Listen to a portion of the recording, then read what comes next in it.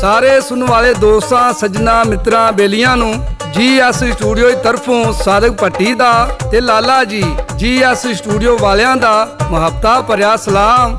ਮੇਰੇ ਸੱਜਣੋ ਮਿੱਤਰੋ ਬੇਲੀਓ, ਅੱਜ ਅਸੀਂ ਦੋਸਤਾਂ ਦੀ ਫਰਮਾਇਸ਼ ਤੇ ਦਾਸਤਾਨ ਪੇਸ਼ ਕਰ ਰਹੇ ਹਾਂ ਚਿੜੀ ਦਾ ਦੁੱਧ ਕਿੰਗ ਦੇ ਨਾਲ। ਇੱਕ ਬੜੇ ਖੂਬਸੂਰਤ ਨਵੇਂ ਅੰਦਾਜ਼ ਵਿੱਚ ਇਸ ਦਾਸਤਾਨ ਦੀ ਫਰਮਾਇਸ਼ ਕਰਦੇ ਨੇ ਮੇਰੇ ਬੜੇ ਪਿਆਰੇ ਦੋਸਤ ਚੜ੍ਹਦੇ ਪੰਜਾਬ ਤੋਂ ਬਿੱਟੂ ਲਹਿਰੀ, ਕੈਨੇਡਾ ਤੋਂ ਤਾਰਾ ਸਿੰਘ ਢਿੱਲੋਂ, ਨਾਰਕਵਾਲ 530 ਚੋਂ ਜਾਜ਼ ਕਮੋ ਤੇ ਹਮਜ਼ਾ ਕਮੋ, ਡਾਕਟਰ ਸ਼ਰੀਫ ਗੁੱਜਰ ਤੇ ਮਨੀਰ ਗੁੱਜਰ, ਚੌਰੀ ਸਰਦਾਰ ਰਾਈ ਮੱਝਾਂ ਵਾਲਾ, ਸ਼ਹਿਰ ਕਸੂਰ ਪੀਰ ਬੁੱਲੇ ਸ਼ਾਹ ਦੀ ਨਗਰੀ ਵਿੱਚੋਂ ਸਾਦਕ ਜੱਟ, ਨਿੱਕੇ ਦੌਲਤਾਣੇ ਤੋਂ ਬਾਬਾ ਮਨੀਰ ਤੇ ਉਹਦੇ ਸਾਥੀ, ਕਾਲੇ ਵਾਲੇ ਚੀਮੇ ਤੋਂ ਜ਼ਕਾਉਲਾ ਚੀਮਾ ਤੇ ਉਹਦੇ ਸਾਥੀ, ਸ਼ੇਰ ਗਾਰੂ ਕਾੜੇ ਤੋਂ ਮੁਦੱਸਰ ਰਹਿਮਾਨੀ, ਪੀਰ ਮਲ ਤੋਂ ਮੁਹੰਮਦ ਰਿਆਜ਼, ਕਰਤਾਰਪੁਰ ਤੋਂ ਮੁਹੰਮਦ ਅੰਦੀਮ ਤੇ ਮੁਹੰਮਦ ਵਸੀਮ, ਚੰਗ ਤੋਂ ਗੁਲਾਮ ਸ਼ਬੀਰ ਮਲੰਗੀ, ਕਸੂਰ ਤੋਂ ਖੁਰਮ ਭੱਟੀ, ਅਲੀ ਰਜ਼ਾ ਭੱਟੀ, ਬਰਕਤ ਭੱਟੀ, ਜੱਜ ਭੱਟੀ, ਸਰਗੋਦੇ ਤੋਂ ਵਜ਼ੀਰ ਅਲੀ ਸੀਟੀ ਵਾਲਾ। ਮੇਰੇ ਸੱਜਣੋ ਮਿੱਤਰੋ ਬੇਲੀਓ, ਜਿਸ ਭਰਾ ਨੇ ਪ੍ਰੋਗਰਾਮ ਤੇ ਬੁਲਾਣਾ ਹੋਵੇ ਬੁਲਾ ਸਕਦਾ ਹੈ, ਉੱਤੇ ਨੰਬਰ ਮੌਜੂਦ ਹੈ। ਮੇਰੇ ਸੱਜਣੋ ਮਿੱਤਰੋ ਬੇਲੀਓ, ਹੁਣ ਅਸੀਂ ਆਉਂਦੇ ਹਾਂ ਅੱਜ ਦੀ ਦਾਸਤਾਨ ਵੱਲੇ। ਇਹ ਦਾਸਤਾਨ ਇਲਿਆਸ ਘੁੰਮਣ ਜੀ ਦੀ ਕਿਤਾਬ ਪੰਜ ਫੁੱਲਾਂ ਰਾਣੀ ਵਿੱਚੋਂ ਲਈ ਗਈ ਏ ਤੇ ਇਹਨੂੰ ਸ਼ੇਰੀ ਅੰਦਾਜ਼ ਵਿੱਚ ਢਾਲਦੇ ਨੇ ਸ਼ਾਇਰ ਨਜ਼ੀਰ ਸੁਲਤਾਨੀ। ਕਿਸੇ ਬਾਦਸ਼ਾਹ ਨੇ ਆਪਣੀ ਸ਼ਾਹੀ ਵਿੱਚ ਢੰਡੋਰਾ ਫਰਵਾਇਆ ਭਈ ਜਿਹੜਾ ਜਣਾ ਚਿੜੀ ਦਾ ਦੁੱਧ ਲਿਆਏਗਾ ਉਹਨੂੰ ਮੈਂ ਧੀ ਦਾ ਡੋਲਾ ਤੇ ਅੱਧੀ ਬਾਦਸ਼ਾਹੀ ਦਿਆਂਗਾ, ਤੇ ਜਿਹੜਾ ਗੱਲ ਕਰਕੇ ਚਿੜੀ ਦਾ ਦੁੱਧ ਨਾ ਲਿਆਇਆ ਮੈਂ ਉਹਦਾ ਸਿਰ ਲਾ ਦਿਆਂਗਾ। ਕਿੰਨੇ ਹੀ ਦਿਨ ਲੰਘ ਗਏ ਪਰ ਕੋਈ ਸੂਰਮਾ ਬਾਦਸ਼ਾਹ ਦੀਆਂ ਸ਼ਰਤਾਂ ਪੂਰੀਆਂ ਕਰਨ ਨਾ ਆਇਆ। ਉਸ ਸ਼ਾਹੀ ਵਿੱਚ ਇੱਕ ਗਰੀਬ ਮਾਈ ਤੇ ਉਹਦਾ ਗੱਭਰੂ ਪੁੱਤਰ ਰਹਿੰਦਾ ਸੀ। ਉਹ ਇੰਨੇ ਮਰੇੜੇ ਸਨ ਭਈ 2 ਵੇਲੇ ਦੀ ਰੋਟੀ ਵੀ ਕਦੇ ਕਦਾਈ ਨਸੀਬ ਹੁੰਦੀ ਸੀ। ਗੱਭਰੂ ਨੇ ਇੱਕ ਦਿਨ ਮਾਂ ਨੂੰ ਆਖਿਆ, ਬਾਦਸ਼ਾਹ ਨੇ ਸ਼ਰਤ ਪੂਰੀ ਕਰਨ ਲਈ ਜਾਣ ਵਾਲੇ ਸੂਰਮੇ ਦੇ ਟੱਬਰ ਦਾ ਖਰਚਾ ਪੱਠਾ ਚੁੱਕਣ ਦਾ ਐਲਾਨ ਕੀਤਾ ਏ। ਜੇ ਮੈਂ ਮਾਰਿਆ ਵੀ ਗਿਆ ਤੂੰ ਤਾਂ 4 ਡੰਗ ਅਰਮਾਨ ਨਾ ਖਾ ਪੀ ਲਏਂਗੀ। ਮਾਂ ਆਖਿਆ, ਬੱਚਾ ਜੋ ਕੰਮ ਕਰਨਾ ਹੀ ਪੱਕੇ ਪੀੜੇ ਪੈਰੀ ਕਰੀ ਤੇ ਉਹ ਗੱਲ ਕਰੀ ਜਿਹੜੀ ਪੂਰੀ ਕਰ ਸਕੇ। ਉਹ ਗੱਭਰੂ ਮਾਂ ਦੀ ਮੱਤ ਲੈ ਕੇ ਬਾਦਸ਼ਾਹ ਦੀ ਕਚਹਿਰੀ ਅਪੜਿਆ ਤੇ ਬਾਂਹ ਖੜੀ ਕਰਕੇ ਬੋਲਿਆ, ਚਿੜੀ ਦਾ ਦੁੱਧ ਮੈਂ ਲਿਆਵਾਂਗਾ। ਬਾਦਸ਼ਾਹ ਦੀ ਕਚਹਿਰੀ ਵਿੱਚ ਬੈਠੇ ਸਾਰੇ ਲੋਕਾਂ ਉਹਨੂੰ ਸਮਝਾਇਆ ਕਿ ਐਵੇਂ ਕਮਲਾ ਨਾ ਹੋ, ਇਹ ਚਿੜੀ ਦਾ ਦੁੱਧ ਕਿੱਥੋਂ ਲਿਆਵੇਂਗਾ, ਕਿਉਂ ਮਰਨ ਦੇ ਪੌ ਫੜੇ ਨਹੀਂ। ਪਰ ਉਹ ਆਪਣੀ ਹੱਟ ਧਰਮੀ ਤੇ ਪੱਕਾ ਰਿਹਾ। ਬਾਦਸ਼ਾਹ ਨੂੰ ਆਖਿਆ, ਜਵਾਨਾ ਖਰਚਾ ਦੱਸ ਤੇ ਮੋਹਲਤ ਮੰਗ। ਗੱਭਰੂ ਬੋਲਿਆ, ਸਰਕਾਰ ਤੁਸੀਂ 6 ਮਹੀਨਿਆਂ ਲਈ ਮੇਰੀ ਮਾਂ ਦੇ ਟੁੱਕਰ ਪਾਣੀ ਦਾ ਪ੍ਰਬੰਧ ਕਰ ਦਿਓ, ਮੇਰੀ ਮੋਹਲਤ ਵੀ 6 ਮਹੀਨੇ ਹੀ ਹੈ। ਰਾਹ ਲਈ ਪਹਾੜਾ ਤੁਸੀਂ ਮੈਨੂੰ ਦੇ ਦੇਣਾ, ਹੁਣ ਮੈਂ ਚਿੜੀ ਦਾ ਦੁੱਧ ਲੈ ਕੇ ਹੀ ਪਰਤਾਂਗਾ। ਬਾਦਸ਼ਾਹ ਨੇ ਆਪਣੇ ਖਜ਼ਾਨੇ ਦਾ ਮੂੰਹ ਖੋਲ ਕੇ ਆਖਿਆ, ਪਰਨੇ ਵਿੱਚ ਜਿੰਨੀ ਮਾਲ ਮਾਇਆ ਪਾਣ ਹੁੰਦੀ ਆ ਪਾ ਲੈ, ਪਰ ਜੇ ਤੂੰ 6 ਮਹੀਨਿਆਂ ਵਿੱਚ ਚਿੜੀ ਦਾ ਦੁੱਧ ਨਾ ਲਿਆਇਆ ਤੇ ਸਮਝੀ ਤੇਰਾ ਸਿਰ ਮੇਰਾ ਹੋਇਆ, ਮੈਂ ਤੇਰਾ ਸਿਰ ਲਾ ਦਿਆਂਗਾ। ਗੱਭਰੂ ਦੌਲਤ ਲੈ ਕੇ 6 ਮਹੀਨਿਆਂ ਦਾ ਦਾਣਾ ਫੱਕਾ ਘਰ ਪਾਇਆ ਤੇ ਬੇਬੇ ਨੂੰ ਨਵੇਂ ਲੀੜੇ ਵੀ ਬਣਵਾ ਦਿੱਤੇ। ਮੁੜ 2 ਦਿਨ ਮਾਂ ਕੋਲ ਰਹਿ ਕੇ ਉਹਦੀਆਂ ਦੁਆਵਾਂ ਲੈਂਦਾ ਤੀਜੇ ਦਿਹਾੜੇ ਵਿੱਢੀ ਪੂਰੀ ਕਰਨ ਨਿਕਲ ਗਿਆ। ਇਹ ਤੁਹਾਨੂੰ ਗਾ ਕੇ ਸੁਣਾ ਰਹੇ ਨੇ ਲੋਕ ਦਾਸਤਾਨਾਂ ਦੇ ਬਾਦਸ਼ਾਹ ਸਾਦਕ ਭੱਟੀ ਬਾਗਮੋੜ ਵਾਲੇ। ਰਿਕਾਰਡ ਕਰਦੇ ਨੇ ਲਾਲਾ ਜੀ।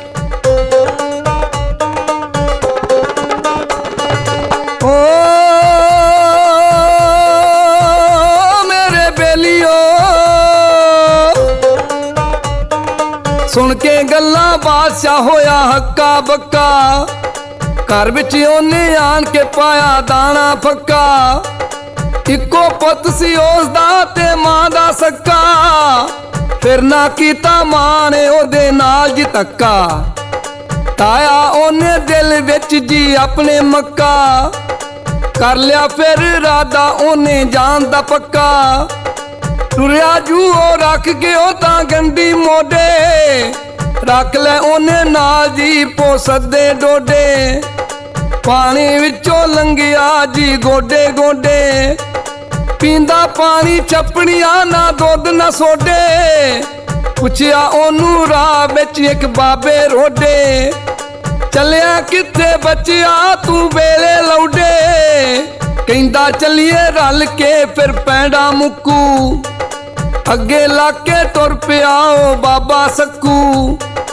ਅੱਲਾ ਜਾਣੇ ਰਾਹ ਵਿੱਚ ਉਹ ਕਿੱਥੇ ਰੁਕੂ, ਕਿਹੜੇ ਪਿੰਡ ਵਿੱਚ ਰਹਿੰਦੇ ਸੀ ਉਹ ਕਿੱਥੇ ਟੁਕੂ, ਜੇਕਰ ਡਿੱਗੇ ਔਲੇ ਤੇ ਉਹ ਕਿੱਥੇ ਲੁਕੂ, ਰੋਡਾ ਸਿਰ ਜੀ ਉਸ ਦਾ ਵਿੱਚ ਔਲਾ ਠੁਕੂ, ਗੱਲਾਂ ਬਾਤਾਂ ਕਰਦੇ ਉਹ ਚੱਲਦੇ ਜਾਂਦੇ, ਕਿਹੜੇ ਰਾਹੇ ਪੈ ਗਏ ਉਹ ਦੋਵੇਂ ਪਾਂਦੇ, ਕਿਹੜੇ ਰਾਹੇ ਪੈ ਗਏ ਉਹ ਦੋਵੇਂ ਪਾਂਦੇ।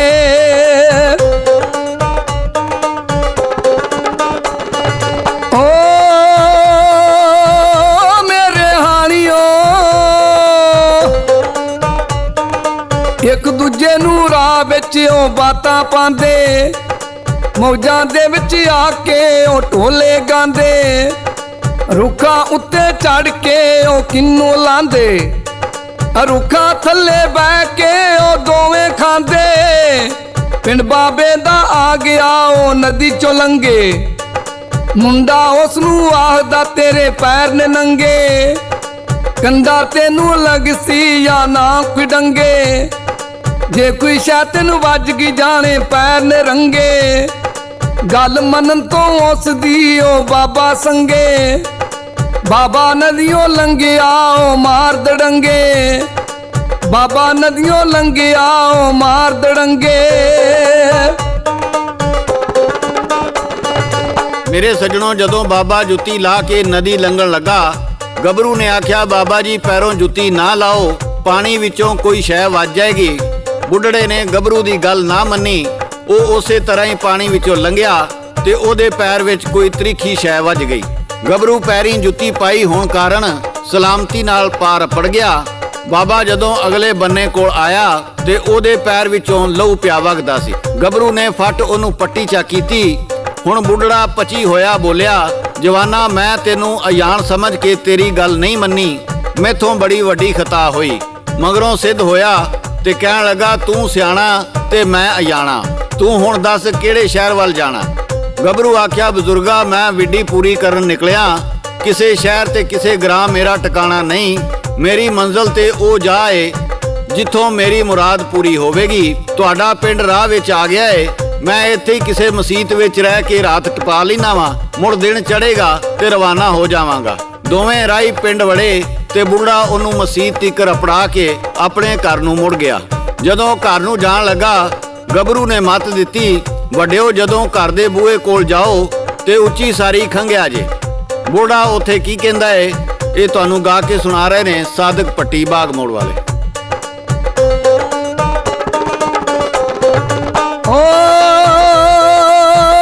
ਮੇਰੇ ਬੇਲੀਓ,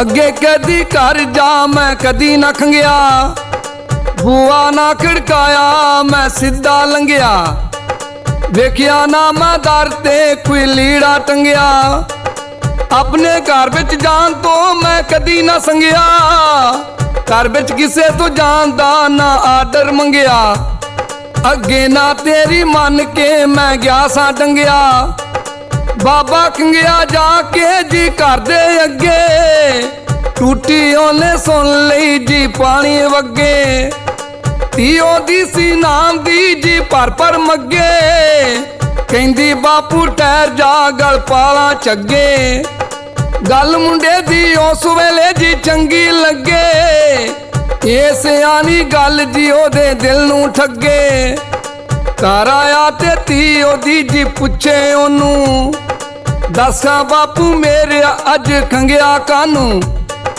ਰਾਹ ਵਿੱਚ ਬਣਿਆ ਛੋਕਰਾ ਇੱਕ ਮੇਰਾ ਜਾਣੂ, ਗੱਲ ਮੰਨੀ ਨਾ ਉਸ ਦੀ ਮੈਂ ਮਰਿਆ ਥਾਨੋਂ, ਆਖਿਆ ਸੀ ਮੈਂ ਉਸ ਨੂੰ ਤੇਰੀ ਗੱਲ ਨਾ ਮਾਨੋ, ਇਹ ਵੀ ਮਤ ਵੀ ਉਸ ਨੇ ਸੀ ਦਿੱਤੀ ਜਾਨੋ, ਸੁਣੀਆਂ ਗੱਲਾਂ ਧੀ ਨੇ ਕਹਿੰਦੀ ਬਹੁ ਸਿਆਣਾ, ਕਿੱਥੇ ਛੱਡਿਆ ਉਸ ਨੂੰ ਜ਼ਰਾ ਇਹ ਬਤਾਣਾ, ਕਿੱਥੇ ਛੱਡਿਆ ਉਸ ਨੂੰ ਜ਼ਰਾ ਇਹ ਬਤਾਣਾ।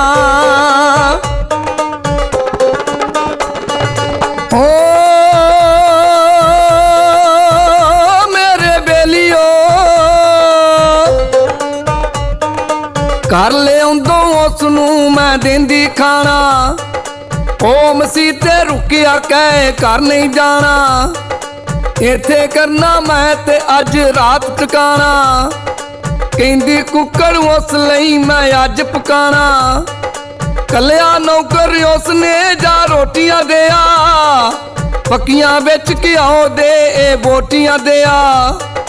ਬੋਟੀਆਂ ਨੌਕਰਾਂ ਦੇ ਵਿੱਚ ਖਾਂਦਾ ਗਿਆ, ਕੌਲੀ ਦੇ ਵਿੱਚ ਬੋਟੀਆਂ ਤੇ ਸ਼ੋਰਾ ਰਿਹਾ। ਚੁੱਕਿਆ ਪੋਣਾ ਉਸਨੇ ਤੇ ਸ਼ੱਕ ਨੂੰ ਪਿਆ, ਲੈ ਜਾ ਰੋਟੀ ਮੋੜ ਕੇ ਉਸ ਗੱਭਰੂ ਕਿਹਾ। ਕੁੜੀ ਨੇ ਉੱਤੇ ਪੁੱਛਿਆ ਦੱਸ ਤੂੰ ਕੀ ਕੀਤਾ, ਖਾਦੀਆਂ ਸਾਰੀਆਂ ਬੋਟੀਆਂ ਨੇ ਸ਼ੋਰਾ ਪੀਤਾ। ਜੁੱਤੀ ਜਾਸੂਸ ਫੜ ਲਈ ਉਸ ਦੱਸ ਬਤਾਇਆ, ਕਹਿੰਦੀ ਅਕਲ ਦਾ ਨਾ ਏ ਹੁਣ ਫਿਰ ਜਤਾਇਆ। ਪਰ ਨਹੀਂ ਪੰਨਿਆ ਉਸਨੇ ਉਸ ਪਾਟਾ ਸੀਤਾ, ਕਹਿੰਦੀ ਬਾਪੂ ਲੈ ਆ ਉਹ ਬਣਿਆ ਮੀਤਾ। ਕਹਿੰਦੀ ਬਾਪੂ ਲੈ ਆ ਉਹ ਬਣਿਆ ਮੀਤਾ।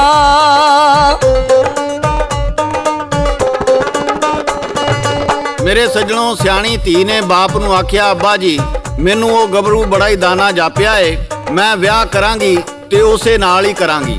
ਹੁਣ ਤੁਸੀਂ ਇੰਜ ਕਰੋ, ਆਪੂ ਹੀ ਉਹਦੇ ਲਈ ਟੁੱਕਰ ਪਾਣੀ ਲੈ ਕੇ ਜਾਓ ਤੇ ਉਹਨੂੰ ਭਲਕੇ ਛਾਹ ਵੇਲੇ ਘਰ ਆਉਣ ਦਾ ਸੱਦਾ ਵੀ ਦੇ ਆਓ। ਬੁੱਢੇ ਆਖਿਆ, ਧੀਏ ਉਹ ਗੱਭਰੂ ਕੋਈ ਵਿਡੀ ਪੂਰੀ ਕਰਨ ਨਿਕਲਿਆ ਏ, ਅਸਾਂ ਉਹਦੇ ਨਾਲ ਸਾਕਾਚਾਰੀ ਗੰਢ ਲਈ ਤੇ ਜੇ ਉਸ ਕੋਈ ਅਜਿਹਾ ਸਵਾਲ ਪਾ ਦਿੱਤਾ ਭਈ ਅਸੀਂ ਉਹਨੇ ਜੋਗੇ ਨਾ ਹੋਏ, ਫਿਰ ਨਵੇਂ ਸਹੇੜੇ ਵਾਰ ਅੱਗੇ ਬਹੁਤ ਲਹਾਈ ਹੋਵੇਗੀ। ਇਸ ਲਈ ਉਹਦਾ ਖਿਆਲ ਦਿਲੋਂ ਕੱਢ ਦੇ। ਧੀ ਵੀ ਬੜੀਆਂ ਅਕਲਾਂ ਵਾਲੀ ਸੀ, ਜੇ ਪਾਂਦੀ ਨੇ ਕੋਈ ਸਵਾਲ ਪਾਇਆ ਤੇ ਉਹਦਾ ਉਪਾਅ ਕਰ ਲਾਂਗੀ, ਤੂੰ ਰਤਾ ਚਿੰਤਾ ਨਾ ਕਰ। ਇਹ ਗੱਲ ਸੁਣ ਕੇ ਬੁੱਢਾ ਉਸ ਗੱਭਰੂ ਨੂੰ ਰੋਟੀ ਖਵਾਉਣ ਗਿਆ। ਆਉਂਦੀ ਵਾਰੀ ਅਗਲੇ ਦਿਹਾੜੇ ਘਰ ਆਉਣ ਦਾ ਸੱਦਾ ਵੀ ਦੇ ਆਇਆ। ਅਗਲਾ ਦਿਨ ਚੜਿਆ ਤਾਂ ਗੱਭਰੂ ਨਹਾ ਧੋ ਕੇ ਉਧਰ ਆਇਆ ਤੇ ਉਹਨਾਂ ਦਾ ਬੂਹਾ ਖੜਕਾਇਆ। ਬੁੱਢੇ ਨੇ ਉਹਨੂੰ ਬਿਠਾਇਆ ਤੇ ਧੀ ਦਾ ਸਾਕ ਦੇਣ ਦੀ ਗੱਲ ਛੋਈ। ਗੱਭਰੂ ਬੁੱਢੜੇ ਦੀ ਗੱਲ ਸੁਣ ਕੇ ਆਖਿਆ, ਬਾਬਾ ਜੀ ਤੁਹਾਡਾ ਆਖਿਆ ਬਜਾਏ, ਪਰ ਮੈਂ ਜਿਸ ਮੁਹਿੰਮ ਤੇ ਨਿਕਲਿਆ ਵਾਂ ਉਹ 6 ਮਹੀਨਿਆਂ ਦੇ ਅੰਦਰ ਅੰਦਰ ਸਿਰੇ ਨਾ ਚੜੀ ਤੇ ਮੈਨੂੰ ਆਪਣਾ ਸਿਰ ਬਾਦਸ਼ਾਹ ਦੇ ਹਵਾਲੇ ਕਰਨਾ ਪਵੇਗਾ। ਇਸ ਲਈ ਹਾਲ ਦੀ ਘੜੀ ਮੈਂ ਵਿਆਹ ਬਾਰੇ ਸੋਚ ਵੀ ਨਹੀਂ ਸਕਦਾ। ਇਸ ਤੋਂ ਅੱਗੇ ਦਾ ਹਾਲ ਤੁਹਾਨੂੰ ਗਾ ਕੇ ਸੁਣਾ ਰਹੇ ਨੇ ਸਾਦਿਕ ਪੱਟੀ ਬਾਗ ਮੋੜ ਵਾਲੇ। ਓ ਮੇਰੇ ਹਾਣੀਓ,